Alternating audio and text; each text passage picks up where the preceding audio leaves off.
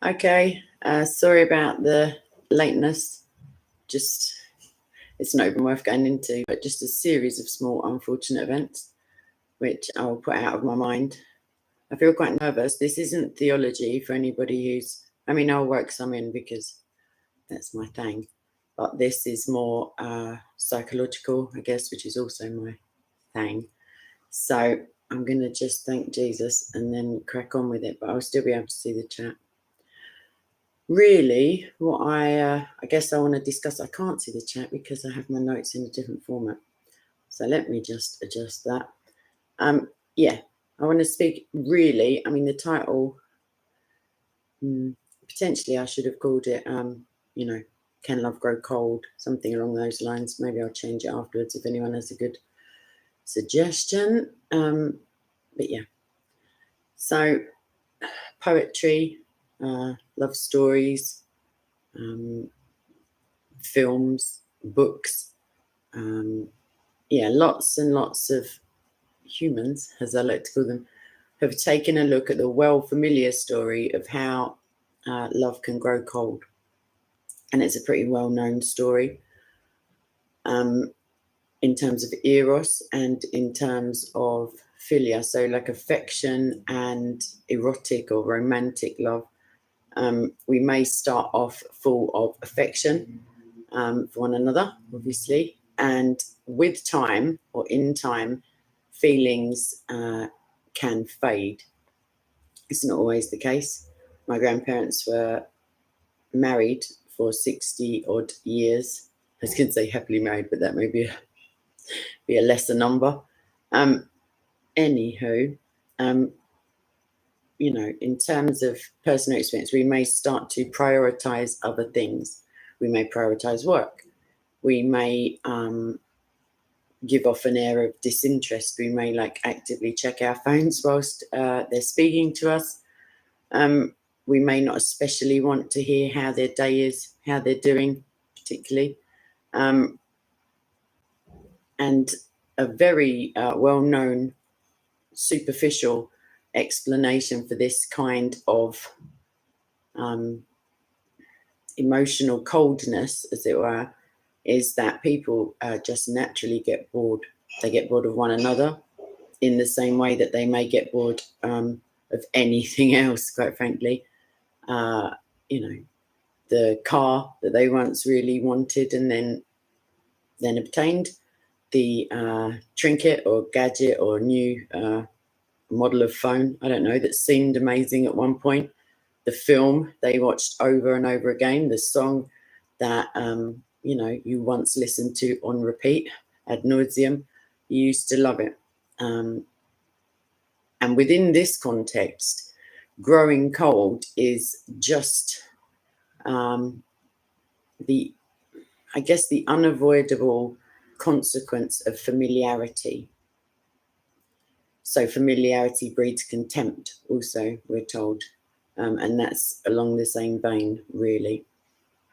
However, for those who may be experiencing this kind of thing at the moment or experiencing it more hurtfully, even though there's an explanation and a solution from somebody else, let's have a look at that explanation, because even though it's it has the potential for more emotional, I was going to use my the familiar phrase I use in my head, but I'm going to say angst.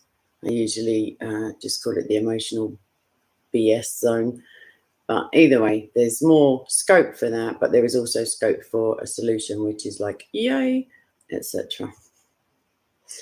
So,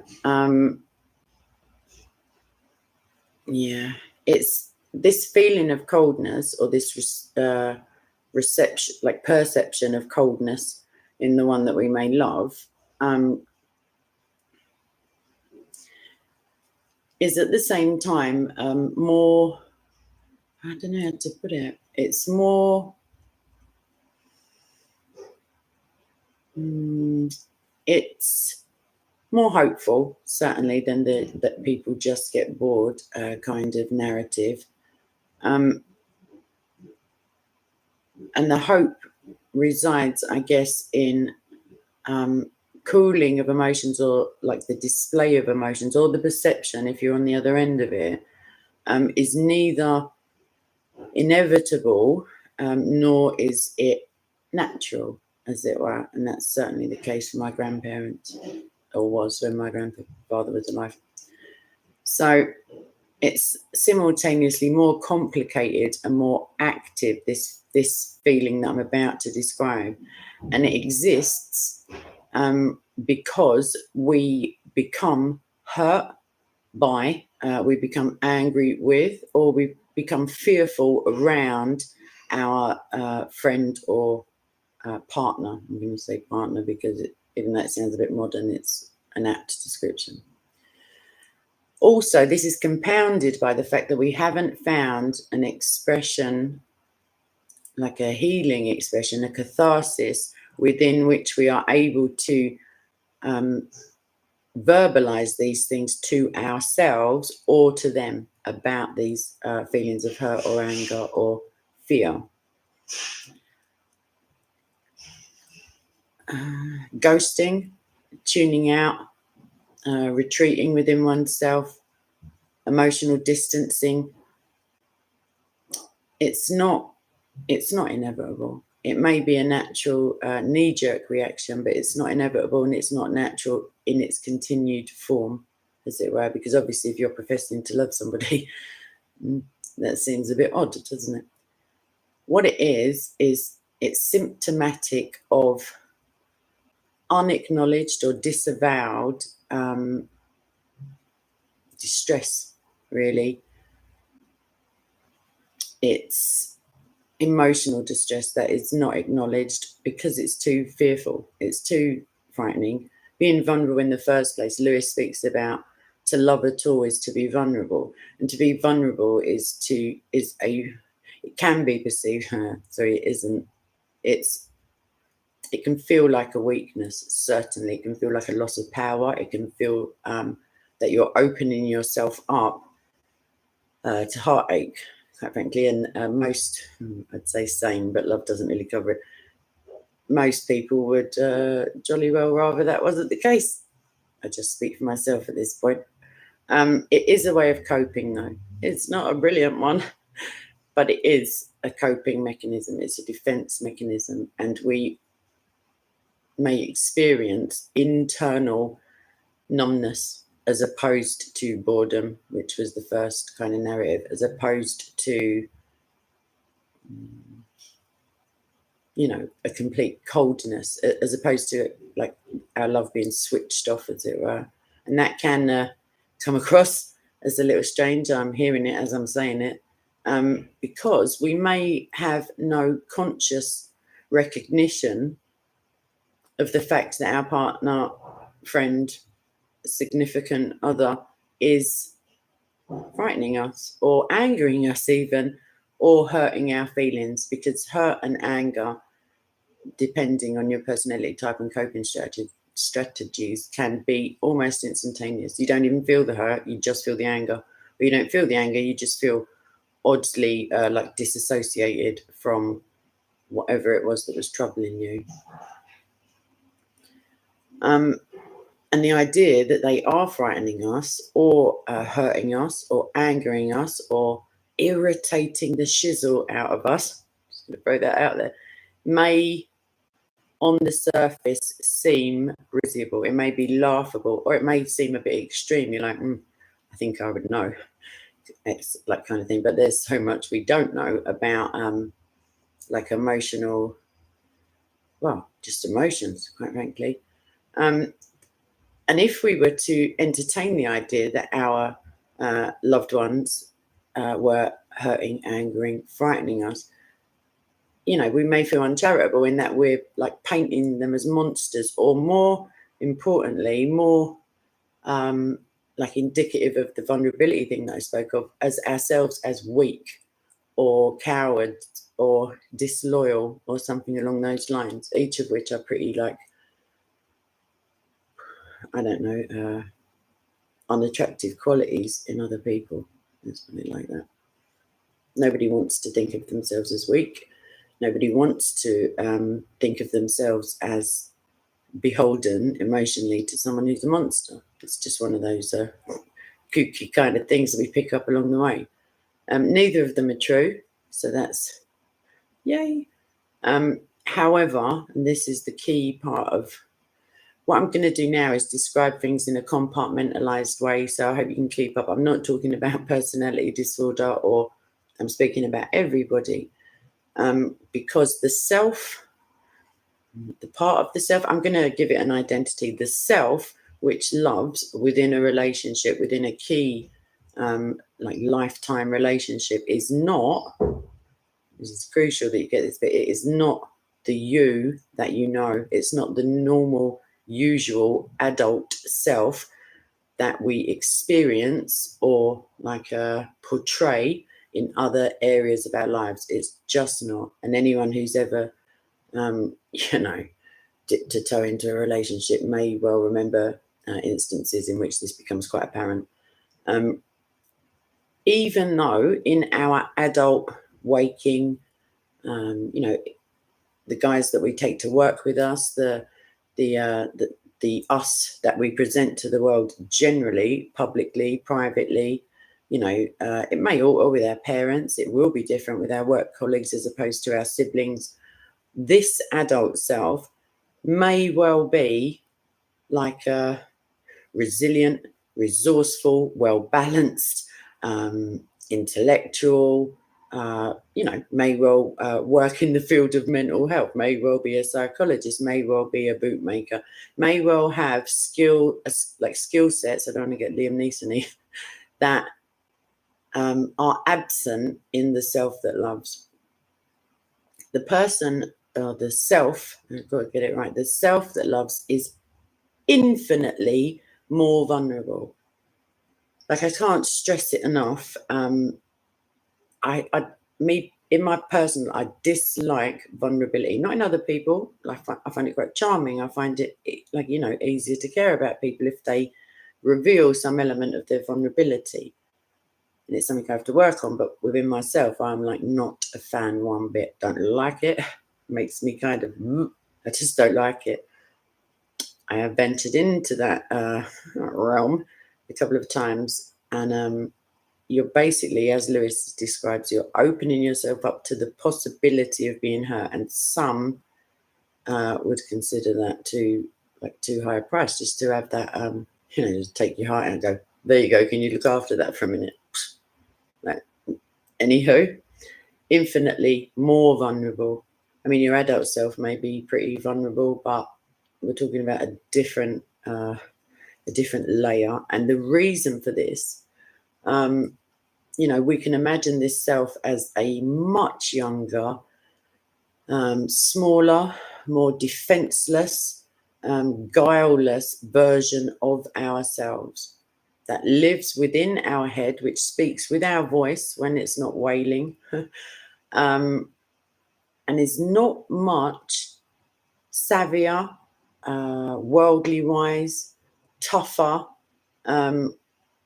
or able to cope with emotional distress than we were as children. And for very good reason, because almost all of our ideas about love, our needs for love, our perceptions of love, what we consider loving, and the feelings of being loved stem from our childhoods, whether that's, you know, good, bad, or indifferent, as it were. These are when they are formed, and these like schemas, these modes of perception that dwell with the self who is vulnerable and you know, does the loving, as it were. It's you've got to imagine like maybe a 6-year-old girl, if you're a lady, you know, try and cast your mind back to when you were literally physically, emotionally and spiritually vulnerable, i.e. a child, and then try to imagine having a conversation with that small defenseless version of yourself and explaining, wow, you know, think of it this way. I'm like, this is, it's analogous, but it's helpful to try to think of this part of ourselves like this. And it is this vulnerable self that continues throughout our adult lives to direct our hearts. It doesn't matter if you're like 18 stone and a lorry driver, like 6'3". Doesn't matter if you're, a professional woman. It doesn't matter if you're a Marine. It just doesn't matter. You will have basically a 6-year-old, like directing your emotion. Well, not all your emotions, your love, your heart. And again, I can't stress enough the vulnerability. And because of the vulnerability, this self that loves has an ego that is paper thin, like a cobweb thin, in terms of being frightened or hurt or upset, like in the most ridiculously easy fashion. Easy, as in can happen accidentally. It may not be anchored in your adult reality that these things should affect you so, and yet they do if you're in touch with this little tyrant, as it were. The self that loves could be like massively emotionally distressed. I'm not exaggerating, by you not looking up when they're telling you a story about what happened at lunchtime at work. Maybe not asking for the company of this loving self in your partner. You're just busy, and ways of saying things. The wrong words can mortally wound this fragile, vulnerable, internalized child that's running our romantic lives and our friendships at times. And of course, those examples I gave, like not asking somebody, like not contacting somebody, or not, or interrupting somebody else when they're just telling a mundane, run-of-the-mill story as an adult. These, like they're just tiny slights, as it were. But again, we don't love by our adult standards. We never have, and we never will. And if you think back, I'm positive that you will be able to think of examples when even your own head is like, afterwards you're thinking, I don't know why I reacted like that. Like that seemed a bit dramatic. Like it was a nothing. It was just, this is why. And these like fiery darts of indifference from our loved ones are enough to wound our emotional selves. This self that loves, it is tender in the extreme and vulnerable and quite naive and not prone to like vengeance or any of the adult kind of responses to being hurt. It just remains hurt. And there is a solution coming. I don't want anyone grabbing razor blades while I'm speaking. This small self that loves would, if we had an ideal balance of like emotional response centers, be able to, in an adult fashion, voice and explain the hurt and the frustration.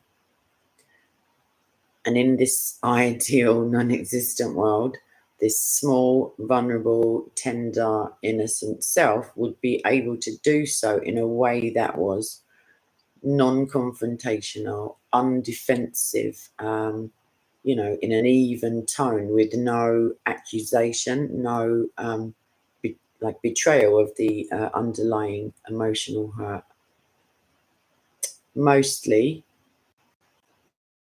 it just stays silent, and this is where the growing cold like thing manifests out of us, because it just goes quiet. And if you think of yourself as a child, all children are different to some respects. Some people have massive emotional outbursts because they can't deal with their feelings, and other children, in particular abused children, emotionally, physically, sexually, whatever kind of abuse, retreat within themselves when they feel helpless or powerless. And that's what we have running us inside, as it were, on the romance front. Fear not, I'm getting to some sort of solution. it stays silent because it doesn't properly understand what's going on, and it doesn't know what's wrong. And like more poignantly, it doesn't know what it's done wrong to feel that way in the first place. What it does know, and what any child knows, is pain.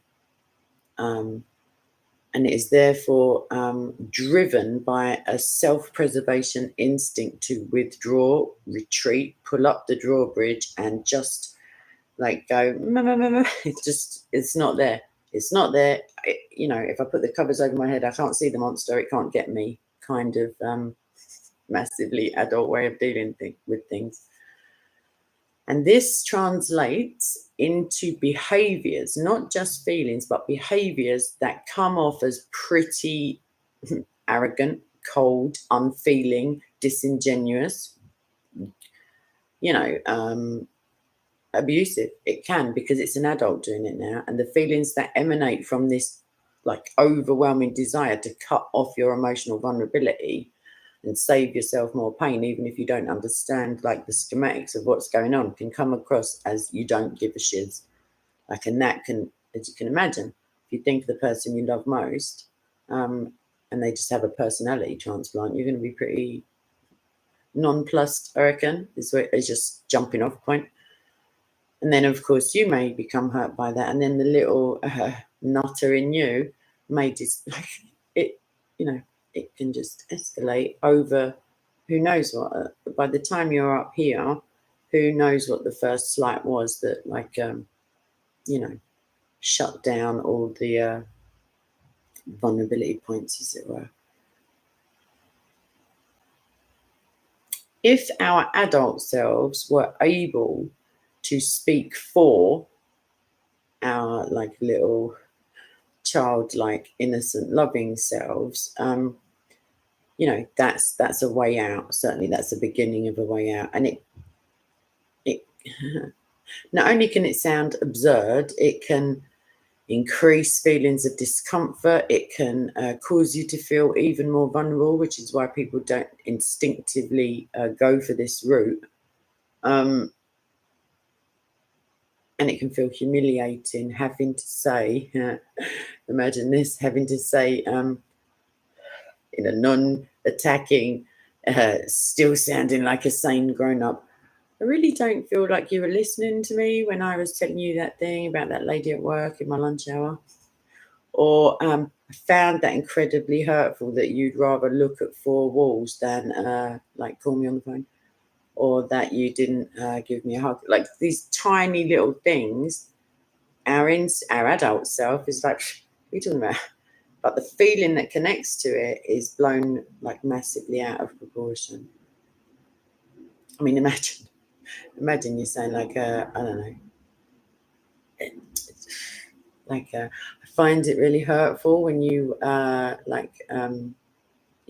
me to turn down my music because my music is really silly. I don't know what it is, but things can be really hurtful if you ascribe meaning to them that your partner / whomever it is in this equation for you, or who it will be in the future, doesn't recognize the emotional investment that you have put into this. You may write somebody a card and really put your heart into it, or a gift or something, and on that day and in that place, it may not be received in that way.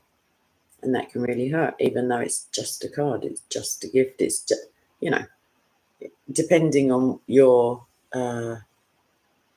internal model for a relationship, please God you're with them a very long time. There'll be plenty other occasions when these things will play out the way you wish them to, but not if you're emotionally closed down, because that can also lead to confusion and hurt, and therefore is along the path to severance of the relationship, as it were.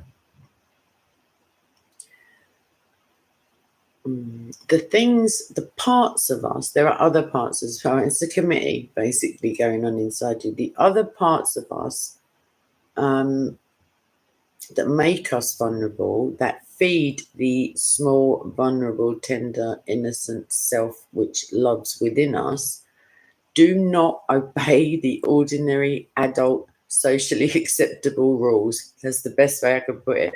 They're nutters. Like if you met one of them, externalized one of them, visualized, imagined them as an adult human being, saying the things they say to you in your mind and needing the things they need, you would be like, who is this dude? Like, weirdo.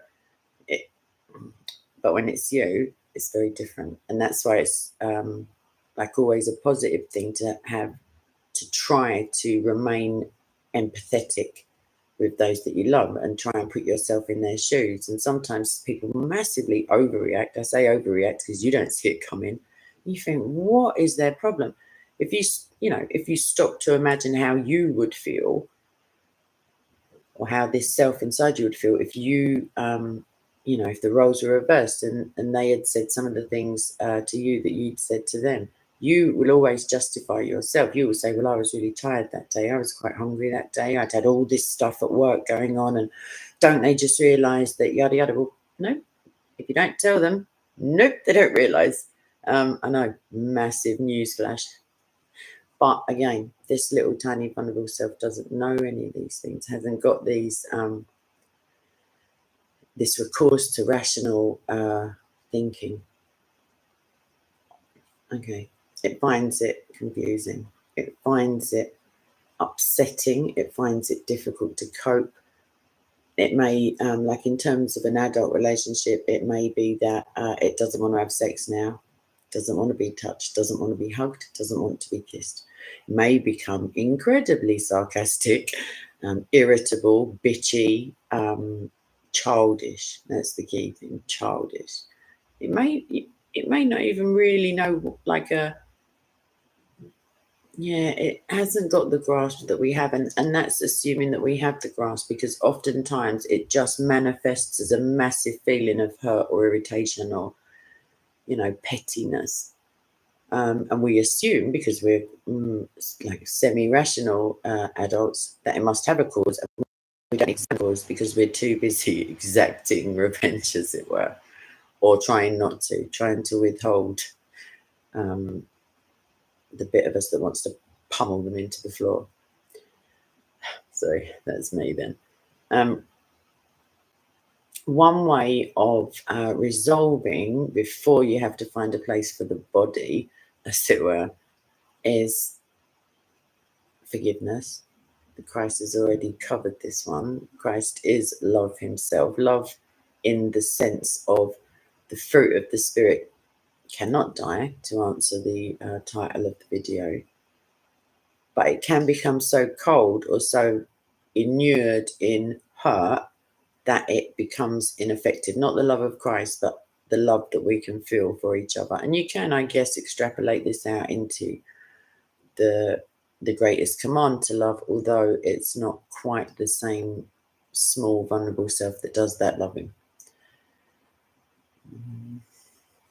Anyway, so we first things last, as it were. Initially, as with all problems that we seek to tackle emotionally or pragmatically or intellectually, identification of the problem is like, it's cliched, but it is. You can't even hope to step foot on the road to recovering a problem or from a problem if you don't know what the problem is, if you don't know there is a problem. Because again, people who are empathetic or empathic to some degree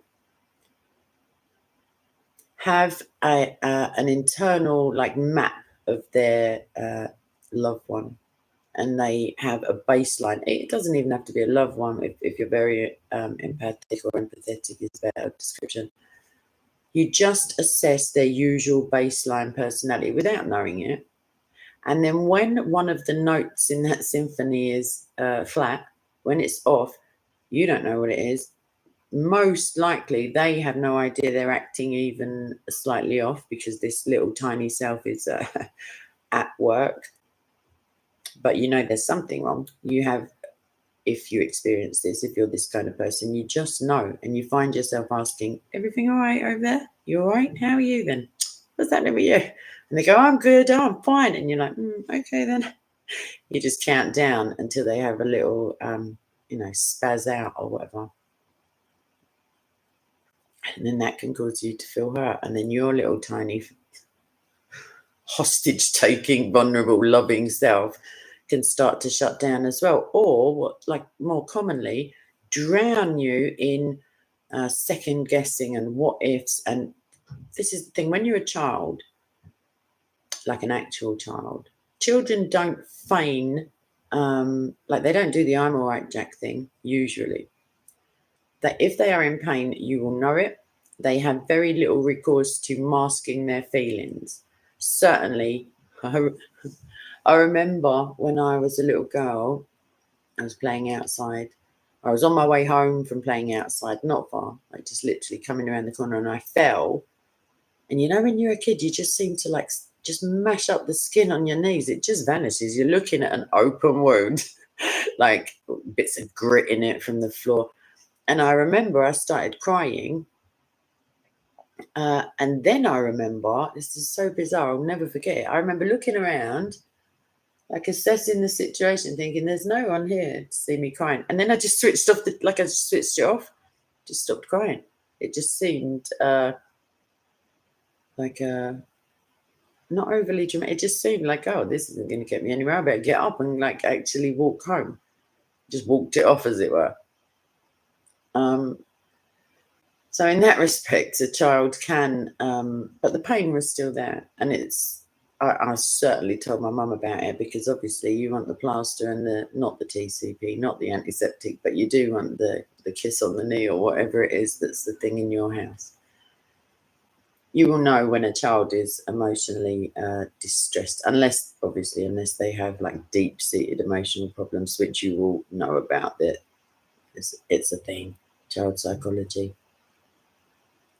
If the adult if the adult passenger in this madness can communicate directly with the adult passenger in the other person, and in the spirit of forgiveness, even though they may very well, and you think, well, I haven't done anything, and they're like, neither have I. If you can sensitively, with an awareness and some element of detachment, if you can consider it like a project or if you truly love them, you seek their goodness before your own, most likely. It depends on your personality type. But if you can, like, when this disengagement, this detachment, when you feel yourself shutting down, because you can train yourself to like recognize the symptoms, or if you observe it, because depending on personality types within all relationships, one partner will be of slightly higher dominance than the other. It's very rare to find two low dominance people, unless they're like slightly differing versions of lower dominance together. You usually get low and low medium and high medium, low medium and low high dominance, if that makes sense. But if when you see it, you can, without like a perceived judgment, or people who have these coping strategies, and it's all of us to some extent, but if they are pronounced and entrenched, I feel like they have an awareness that it's going on, but depending on how you approach them, they will become defensive so quickly that it isn't even defensive, it's attacking. And you can find yourself like thinking, that was good. How the heck did you turn that around? Like, I've only said, how are you? You know what I mean? Like, and all of a sudden they're like, what do you mean, how am I? Okie dokie. Like, no, there's an awareness, but it's below the surface. They know there's something wrong, but because they're not recognizing maybe their small self within this, or they're so protective of it. If you think of it, if you have younger siblings, if you think what you would do when you were children to protect them, I'm imagining it's like some pretty massive stuff. It was for me with my younger siblings. Definitely, I wouldn't have hesitated at all. In fact, I had little plans of what would I do if I, really got into trouble, because I just couldn't stand the thought of, I wanted them to feel safe and to feel loved.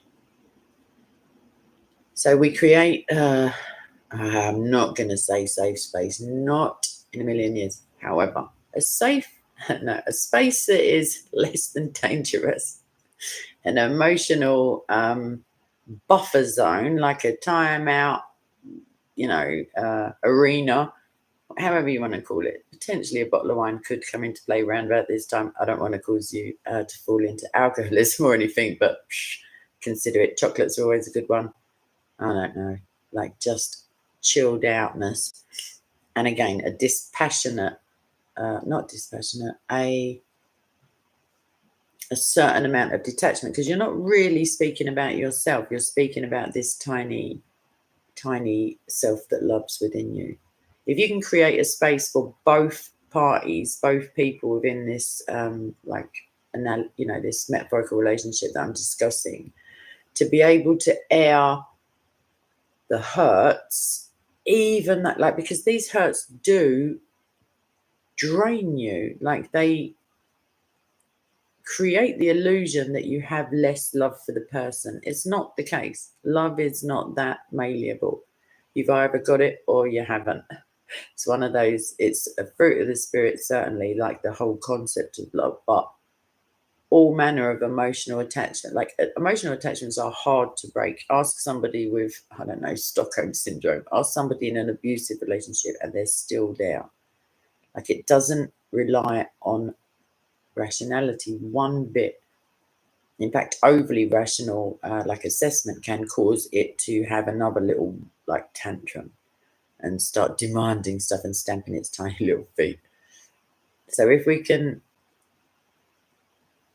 initiate or formulate a space in which to be able to say, I would really love it if you answered me when I sent you a message, as opposed to like 7 hours later, just breezing in, as it were, to the, to the chat. It sounds silly, but if it's the thing that's hurting you, why wouldn't you say it? Why wouldn't you seek to resolve it? Because if you don't ask for help, like, it's very, like, the rational self likes to be independent and bulletproof and not put itself in a position where someone can be hurtful. However, the rational adult self also likes to rescue people and caretake them and make them feel safe and loved. And if you deny the person you love the opportunity to know that you're feeling like that, you're denying them the joy that you get from helping other people, or from your having empathy for others. If you think it's nice to be nice, if you think it's a blessing to be a blessing, why would you deny someone else the blessing of being able to bless you with understanding and their time? Because time,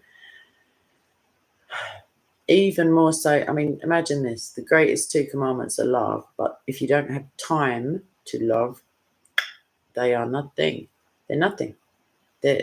You can't achieve things. Your time is precious. The only thing more precious, like I said the other day, than your time is those you choose to spend it on. And you, that tiny self, if you feel dismissed, if you remember the first couple of examples I gave you of, they don't have time to speak to you, or they don't seem to have time to acknowledge something, that's just, in reality, things get busy in real life. Like, and when it's you, oh, I just don't have time, I'm really sorry about that, I'll talk to you later. You're like, and you're on your way because you're busy. In reality, they have all the time. They're in a relationship with you, they have the time. However, it's the perceived hurt.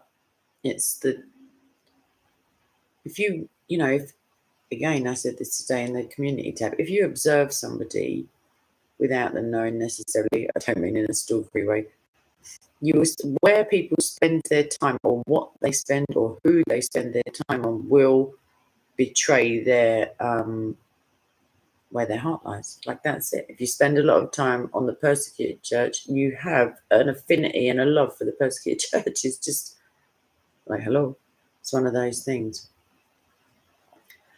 And again, these issues may seem childish to our adult selves. They may seem imagined. They may seem like the ramblings of a lunatic, a bit touchy. If you're a woman, it may be, how do I put this politely? It may be based on a monthly cycle like definitely get the chocolate in, girls. But it may not be. And the thing is with that monthly thing is that I often find, in the light of the burning bridges and the relationships I've just drawn down, that I may then go to a washroom somewhere and be like, oh, I wonder if I know CPR. I wonder if I should not try and resuscitate them now, because it turns out I didn't have any righteous indignation to stand on. It was hormonal. Gentlemen, at this point, what I feel my civic duty to tell you the exit strategy, as it were, the protection arrangement. You stop, drop, and roll whilst throwing chocolate in the other direction. You're welcome. Okay, potentially flowers. I don't know. A little heart at the end of a message. You know the coup, boys. Yeah. So if we judge these things by the jolly, sensible adult, I'm like kind of tough and you better get out of my way standards that we employ for the rest of our lives, we may think we've gone mental. However, this isn't the rest of our lives that we're talking about in terms of other areas of our lives. This is when we go cold ourselves, or when our love, as in loved one, goes cold. The blessing is, or the reassurance is, because this can trigger like reassurance seeking that can then induce vulnerability in others. It just goes on ad nauseum, but it doesn't mean that we have lost interest in them, or in the love that we share, or the relationship, or the the blessings that may come out of that. Just keep Jesus in the middle. Sorry, I sound like a bit of a nutter. We may just need a cuddle. I don't know. We may just need time to imagine to ourselves, or contemplate the fact that we're actually just rather hurt and potentially furious with them, with the situation, with life, the way things are being handled, the fact that we've only just realized this stuff, the way that we've been tricked by ourselves again. And like I say, if we're able to put these critical self-analyses and like assessments of their behavior in a tender and loving way, and a calm, non-weapon, no violence kind of arena, we can then purge those feelings, and I hate to say it, we can start it all over again tomorrow. Like, yay. No, I'm joking. We can purge them. We can air them. We can take the power from this little vulnerable self that loves and bring it out into the light of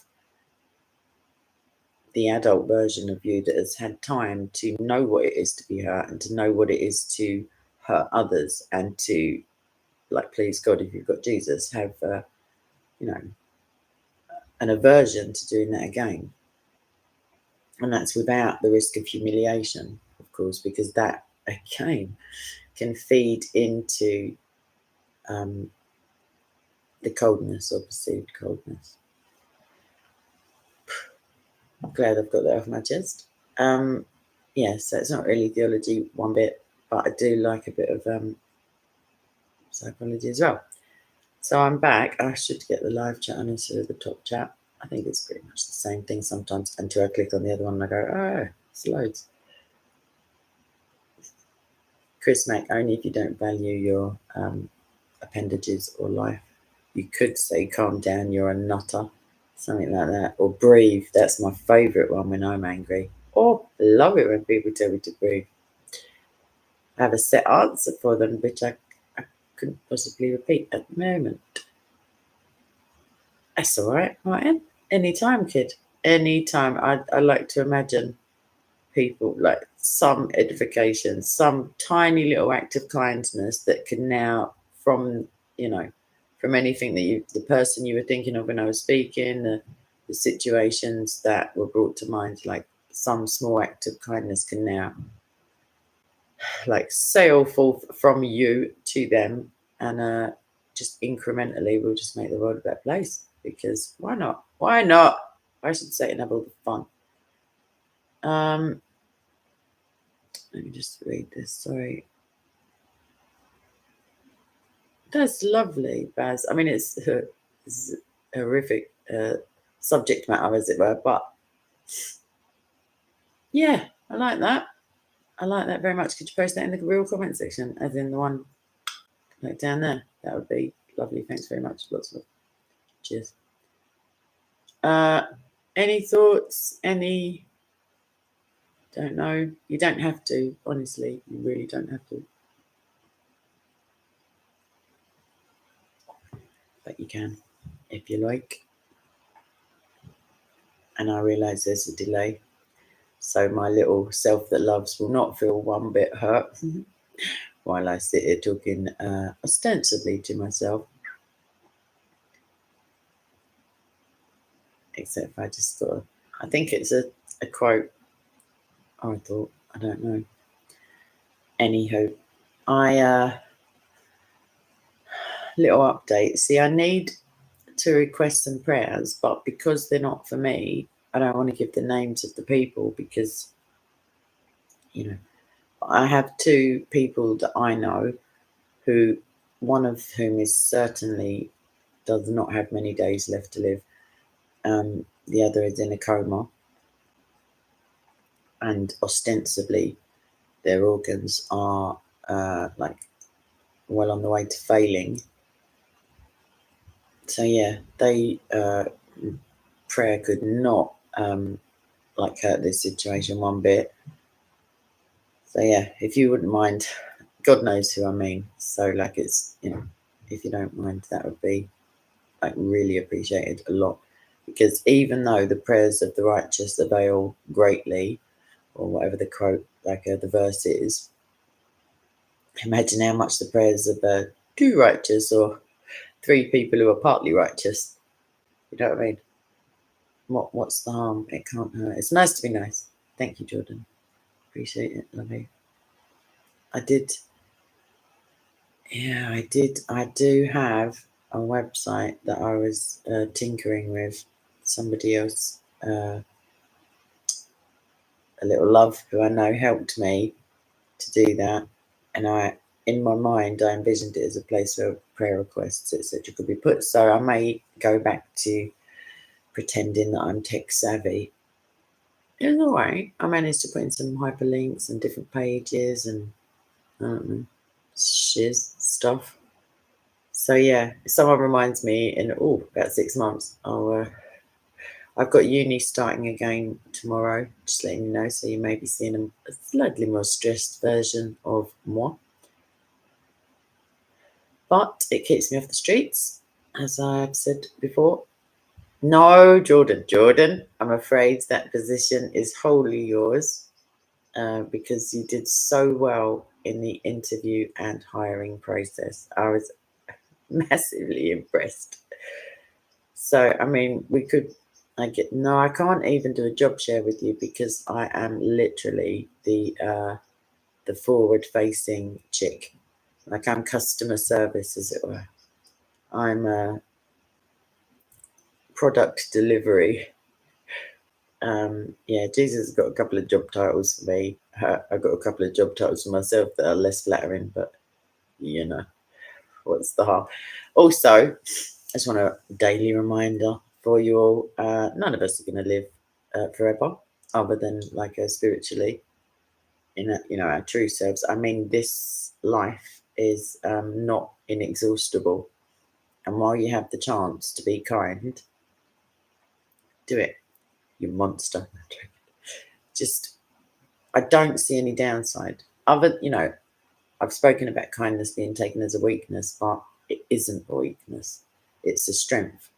To have a heart that's soft in a world that is utterly fallen is a strength, and it's a bravery and it's a courageousness that is admirable. Certainly I admire it in other people, a tenderness of emotion, hopefully coupled with sense and sensibility, as it were. What the alternative is to become cold and inured and cynical. I like a bit of cynicism, don't get me wrong. Sarcasm, me and sarcasm go back a long way. However, if you don't give yourself the chance to I don't, sharing the love of Jesus certainly, but like there are just such tiny, thoughtful ways in which we can do these things. Hi, Craw. I didn't get a chance to. I'm not a quick reader, but welcome. I'm just about to finish actually, and I will clip that down. This video, rather, I will clip it down when I get the chance, because the waffle central sometimes is off-putting. And actually, I feel like I should reserve the waffle for people who are here at the time when I waffle. You know what I mean? You could think of it as a punishment or a benefit. That's all right, Jordan. You can rewind. It's basically, as I was like formulating and thinking of it and going through it before doing the video. Oh, I see. Sorry, I'm just reading that comment. Yeah, some of it can, as you're piecing it together, can seem like, oh, I can't believe that, or oh, I just remembered that thing about vulnerability, because it's a subject that I tend to avoid at all costs, body armor, etc. But if we don't care, like as with real children, if we don't care for this small vulnerable part of ourselves, it will just wail. It will just keep you up at night. It will take your appetite away. It will, think of a child having a tantrum. I mean, chocolate works to some extent, but who needs diabetes at this stage? Yeah, definitely. Maybe I'll try and post a link into the doodah. I like that, Basil Gap. For kindness to a father will not be forgotten, but will serve as reparation for your sins. On your own day of ordeal, God will remember you. Like frost in sunshine, your sins will melt away. Oh, I love a bit of Jesus. Just love a bit of Jesus. I really do. There's stuff in the New Testament, rather. How to treat widows and like the vulnerable, basically. Yeah, me too, Baz. I'm off ski. I'm not sitting here all night. Well, I mean, I am sitting here all night, but just not with you, lovely people. Yeah, I've got some stuff, uni prep stuff, shiz, to do, she said, tongue in cheek, because also there is viral videos to be getting on with. And I'm going to start a journal. I'm going to continue the journal that I stopped a long time ago. I'm going to, because I keep having these emotional, sometimes they're setbacks, sometimes they're knockdowns, sometimes they feel a bit revelatory. God definitely, without a shadow of doubt in my mind, and that's the mind that he touches, that I know of, i.e., like that I'm involved in.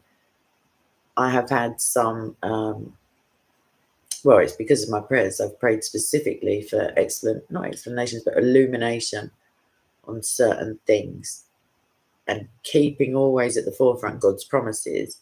Like God says, come let us reason together. So I do. I say, like, how does this fit into your plan that will prosper me? Like, how do I navigate this without, without making a mockery of the blessings that I've got when I deal with other humans who I know you're pretty darn fond of, Lord? So when I get those answers, I really should write them down. Oftentimes on Patreon or on the community post, I do. Sometimes it's so bizarre. Sometimes they literally trickle into my head as if somebody else has wrote them and I'm just listening to them being read out. And if I'm like on the ball enough or not half asleep enough, like last night I put a post up and I was literally like zoning out. I kept kind of opening my eyes and the phone was in my hands and I was like, yeah, I have to finish this. That's why it tails off into a bit like naff. Like the last two sentences I need to edit, because I woke up this morning, I was like, oh, okay, we're going to work on endings. But yeah. Oh, Craw, he should give it back then. What's the point in stealing a false Quran? I don't know. No, Armana, we are, you can't say back to normal because we're pretty odd over here, but yeah, everything's fine and dandy. We don't even know isolation requirements per se. It's like literally none if you're sick. Steve, what's your babes? I hope you're feeling well. Like I really do. You were missed at the weekend. But yeah, as and when I get these little flashes of whatever they are, inspiration, in fact, I'm going to collate all of the stuff that I've done in the community posts and the stuff on Patreon and the stuff in my like in my phone. Sometimes I write things for different people who I know who might be going through different things. Yeah, and I feel like I'm going to get them all together and drop them on you. Just like savage, just boom, have a bit of that. Have a bit of emotional growth. God, how dare you? That kind of shit. But yeah, I feel like I will. Somebody who you'd probably know their name on YouTube is writing a book and getting contributions from other YouTubers and theologians and stuff. So they've asked me to write on a specific topic, theological topic, but I may try to incorporate, because I'm a bit lazy, some of the stuff I've already done. Maybe like one of my uni assignments. So what else is new in Kville? I want to get out of this country. I know other people love this country. I do love this country, but I tell you when I love it more, when I'm coming home again. When I've had a really nice time. As I get over British airspace, I get so excited. Like I really am like a bit of a nutter. I'm like, it's my England. I can see it from the window. Like I get really happy. And unfortunately, last time I came home, I got the squeak as I came down the back path and saw my home. I had the squeaky moment, literally out loud, and then had some family issues to try to help with, like to do my part in, which kind of took the dairy off, took the shine off of being home, but was a blessing that I was home in order to be able to help. So that is the Romans 8:28 of that. Anyway, as you may be able to hear, having difficulty breathing, which is good. No, it's not good, but it's good because it's almost an hour of waffle time. So I can't say your name, babes. I don't even think you're Polish. I think you've just got a keyboard that hasn't got any vowels. CKZ, I do get it. It's not that I want to be home. Don't get me wrong. Like, it's not that I'm happy to be away from the happy place that I went to.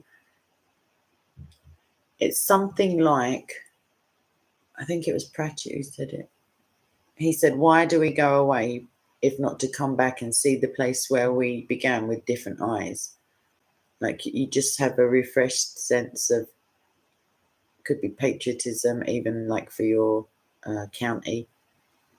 It's just a renewed sense of, if you stay where you are the whole time, you may well see different things, but mainly if you live in London and you have any sort of news feed, what you do see a lot of is stabbings, shootings, house fires, robberies, road traffic accidents, stuff. I mean, it is the Romans 8:28 of it is you get much more opportunity to pray for others, as opposed to, like, praying for ourselves is definitely a thing, but it just focuses the mind inwards, like to an extent that can be unhealthy, because we're just trying to, like I said, when we're praying for ourselves, for one, we have to be listening for an answer. For two, it may just be that we are not at the stage that God wants us to be when he reveals these things to us, or when he gives us an answer. And that can be why we experience what we perceive as hardship, because it forges us into different people, more resilient people who rely more heavily on God. That kind of stuff. But to us, it can just seem like we're just getting knocked on our backsides regular. Yes, Armana. Yeah, he was mayor for a little while without even a mandate. I'm not saying he's gay and he needs a boyfriend. I mean a mandate as in us voting him in because of the restrictions. No, he's definitely a man. Wow, that's hate speech, but yep, he's a man. His name, I can't even say his name out loud. I'm joking. I'm not a fan at all. Craw, off the top of my head, Do you mean the Hindu stuff, like specifically? Yeah, I mean, I've heard of the place, and I've heard of nothing has just sprang to mind. I have been going through persecution stuff. I know that some Christians were targeted by Hindus, but I don't know if that's what you're talking about, because I tend to focus on the story as opposed to the like specific geography. I know, Amana. I know. But yeah, Craw, I'm not sure. You can put a link to any. It doesn't matter if the. I see what you're saying. I'm wrong in my like a guesstimate, but it doesn't matter if the majority of places are Christians. Nigeria is ostensibly like there's lots of Christians there. There are lots of Christians in. It's not Ethiopia. Where am I thinking of? It could be Ethiopia. It's certainly not Somalia. It just takes a small insurgence of satanic lunatics and a turn the other cheek attitude, and you've just got like a bad news all round, as it were. Martin, the thing is, if you don't vote, you have less recourse to moaning, which is a British pastime. If you don't vote for him, you can't say, "Oh, I can't believe this other dude got in," because you haven't done anything to, you know what I mean? What's the harm? It's a little trip to the local primary school or whatever once a year. If you don't want it, get in touch with me nearer to May whenever I'll give you a hint, a suggestion. And yeah, I wasn't just eliciting election fraud from you, obviously. Hopes, Armana. Do you mean dreads? No, not at the moment. No, there's nobody in upper management, as it were. Or it depends. It depends which of the parties were running. Yeah, you're not wrong, babes. To be fair, it's kind of a redundant question because we have so many mayors who are willing to, put the teachings of Muhammad in a place of prominence within their lives. Shiz is what I call it. But yeah, anywho, not at the moment. But I mean, who knows? Who dares to dream? We will be hated. Jesus said it. So fear not. Look on the bright side. Let's all have a laugh while this ship's going down. Smoke 'em if you're gone, is what I say. And don't let the bar stewards get you down. Yes, CKZ, CKW, I agree. It's just that I would have to move in order for my vote to make it count with my local authority. Like, yeah, there are certain dyed in the wall areas of London that are not anytime soon gonna do a massive 180, as it were. But that did work in Scotland. You just triggered a thought. Within Scotland, Conservatives were ostensibly wiped out in terms of positions of like power by both Labour and Liberals banding together. And if they saw that Labour had a better chance than the Liberals, then all Liberals would vote Labour, etc.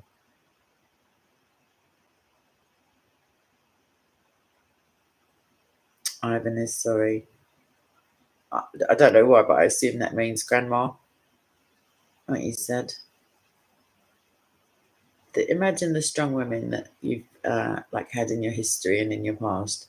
And going back to the video, imagine if there is a strong woman who's not like blood relation in your life, and the blessing that can bring. I often think my grandmother is the strongest woman I've ever met. Like, I couldn't hope to be like half the woman that she is still, or certainly that she was. Like, and she definitely had adversity. She definitely had like heartache and trauma and things that seem insurmountable. She lived through a war. Well, she's living through one now as well. But like, there's a photo in my mum's house of her as a little girl with her brother and her mother and her other sister. And the brother in the photo, he went to war and he never came home. And his mother, my great grandmother, never ever learned his fate. She spent the rest of her life with his birth certificate folded up and tucked away in her purse in case. she ever got a phone call from a police station, and he turned up because she convinced herself that he must have some sort of amnesia. He couldn't be dead because he was captured in the war and then escaped, as it were. But imagine that high. Like, imagine, I can't imagine, if that was my little brother, I would have died of like sadness. I wouldn't, I don't feel like I would be able to be that strong, but you will never find out how strong you are until you're, you know what I mean? The pedal is to the metal, as it were, and that's why God allows suffering. That's another strand of it, is because of the resilience and the courage and the strength that it can forge within us, that He can then use for His glory, for us to, you know, help our brothers and sisters. That is cool, Almana. That is cool. Right, on that bombshell, I'm going to leave it for a minute because food is a thing and stuff that I have to do. Just a small point, something that occurred to me the other day. For people who use that coping mechanism or unknown cope, like they don't know they're doing it, they just retreat, they go quiet. What I think I've trained myself to do, because it isn't my natural response, but it's the thing that is impressed upon me. Like sometimes God impresses things upon me, and this is certainly one of them. That rather than take that personally, I just try to throw myself into helping other people. It's also an unhealthy coping strategy when it's not God telling you to do it, in terms of you just run yourself ragged helping other people at the expense of yourself. But that's not what I'm doing, because when you love in the correct way, as it were, when the love of God flows through you, there is no downside. There's only a forgetting about yourself in the way of like denying yourself to pick up your own cross to follow Christ. Like that's not the same as emotional unhealthiness.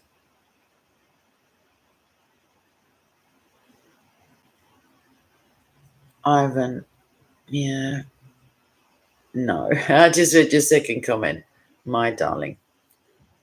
I literally studied critical reasoning and logic at quite a high level.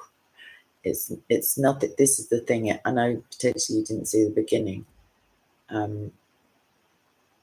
but this is not to do with any kind of rational logic. This is to do with the small childlike part of you that loves unconditionally and loves imperfectly and loves in a way that is opens itself up to extreme vulnerability, but like the biblical definition, it's always hopeful.